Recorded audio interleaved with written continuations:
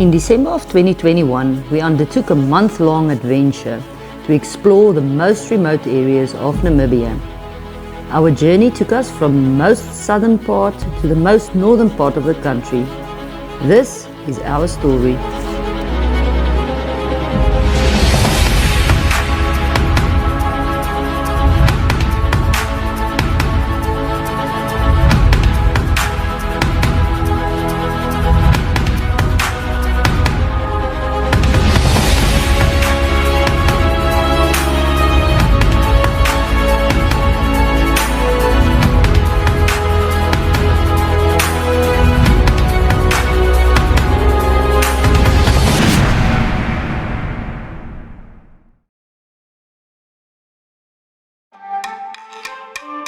This morning we had a decision to make. We were very low on everything. We had food and water for 2 more days and we barely had enough fuel to get back to Opuvu. But we also wanted to see how close we could get to the desert. This would mean an extra day and 140 kilometers, but also a chance to experience an area not a lot of people get to see. We decided to take the chance. Getting to the desert meant crossing a mountain. We stood in disbelief when we came across this old Ima lady crossing the mountain with her donkeys, barefoot. Seems like time stood still in this part of the world. Once over the mountain, we got to the sandy plains leading to the desert. Signs of the drought raging in these parts are clear. Deserted settlements and dead animals were everywhere, not even predators to eat the dead carcasses.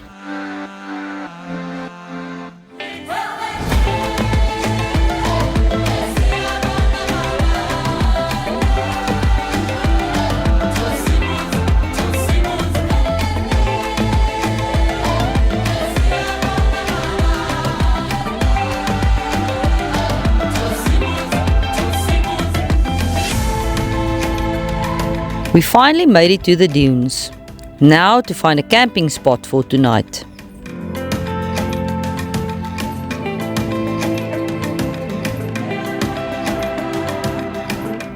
It can't get much better than this. It almost felt like we were back at Spitskoppe, only even more beautiful. Our camera shutters had a good workout till the early morning hours.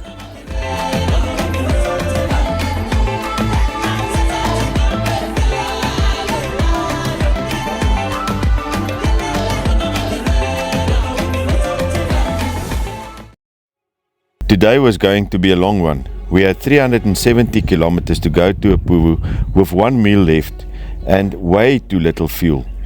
It is at times like these that you truly feel like an overlander instead of a tourist.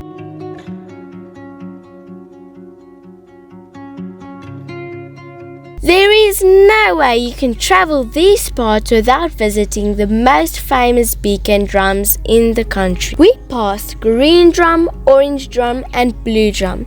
The last drum was Red Drum. The original Red Drum was put here by Mr. Ben van Zyl, the creator of Van Zyl's Pass, after using it as a petrol stash. In the end, he used it as a marker and called it Rooidrom. The original drum at Rooidrom was taken by the Hereros, who used it to take water to the cattle in Marienfluss. It was replaced, but stolen again.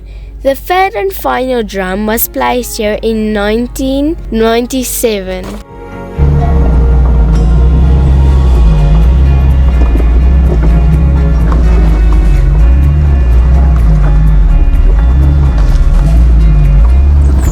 From there we went over Hubert's Pass, past the marble mine and made a quick stop for some vet cookies.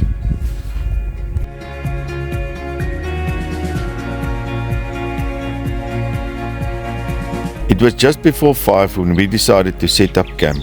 We still had about 100 kilometers to Opuvu. We were not going to make it before dark.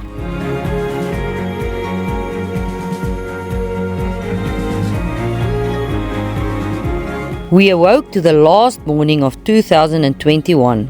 With empty fridges, fuel and water tanks, we were on a mission to get to Opuvu.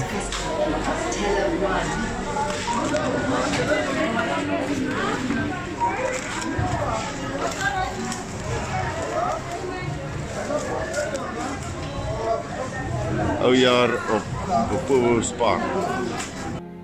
The gator can only go so far. Just outside of Upuvu, we decided it was time for the spare. As always, Kweli did the hard work.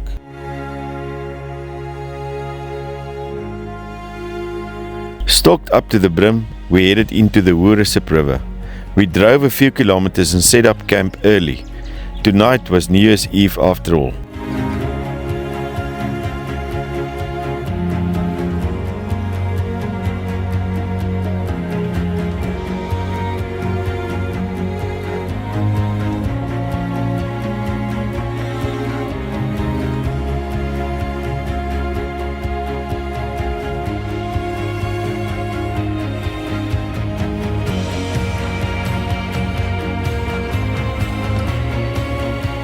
Along the way through the Kahukuland, we also met up with a few lonely men.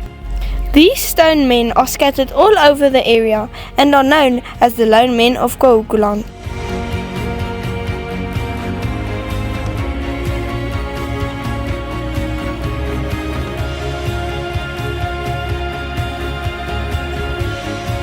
Each figure has an aluminum disc attached to it, with a number and a message as to where it is going. The only thing missing is the artist's name.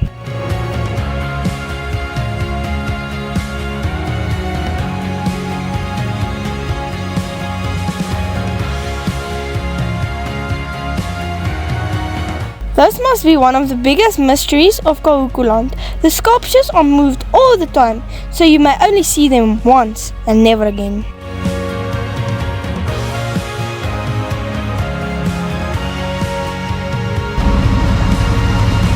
Back in the Woerisip, we were headed for the Puros Canyon.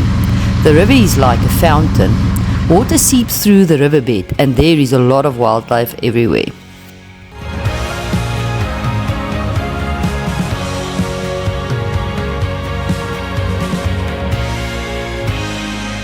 The Puros Canyon. Not a good idea to camp here during the rainy season, as flash floods might occur. But as there has been no rain, we were safe. When there is water, you fill up whatever is empty. Mia is collecting water for cleaning and showering.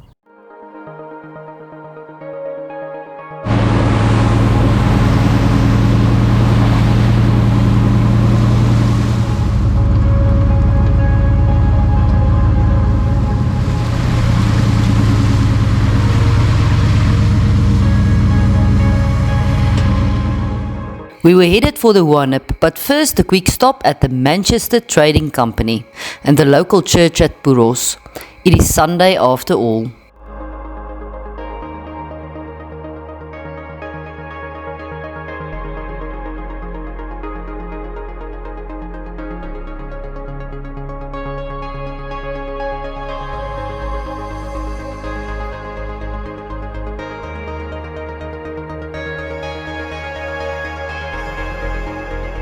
We got to our last river of the tour, the Woerisip.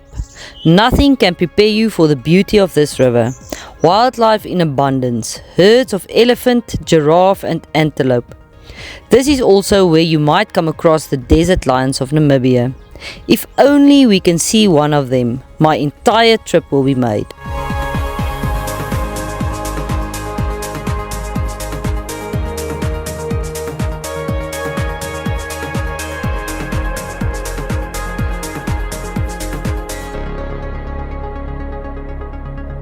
Tonight is our last river wild camp and also our last night with the fishers. What a journey it has been. Looking forward to our next adventure in December 2022.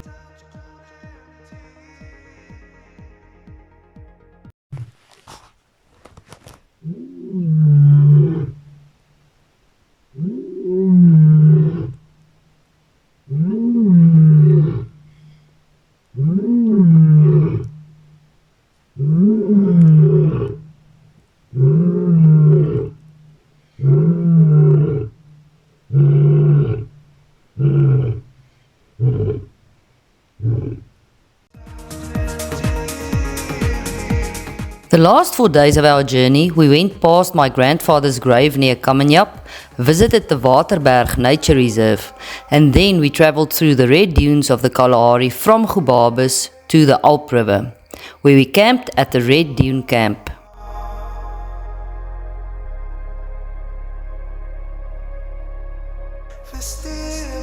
We hope you enjoyed travelling with us. Something big is coming up for December 2022, so please like and subscribe to follow us on our new adventure.